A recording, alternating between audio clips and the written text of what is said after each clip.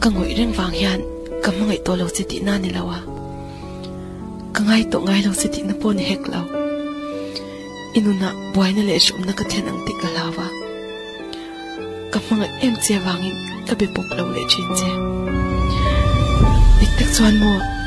ka then nong churi lian ik lai poin a berin chi a enge ti a alimem adam changem ti azot mot mot chin che sin limmel ta ka nui wang po hian ka thin lunga hliam lo ti na pon ni chuang lawa min cha thiam pui ngai lo tu ne na in sei fia tru lo nan ka nuim ei zo ka ni thu dik tak chmo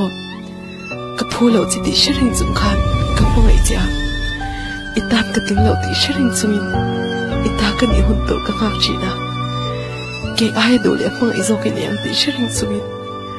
ka mangai na si hian rin takin minom te chi na sin ila ka chang hian ngai sak na le thak le na te hi ka phut le chi na ma se mo te ang zong zong te hi ila ka chang hian dong ve kha ton lo mai la te tik ni hai mo chuan bi tu ina mo tu ngai lo mo ngai ve chin ta min zo ten chuan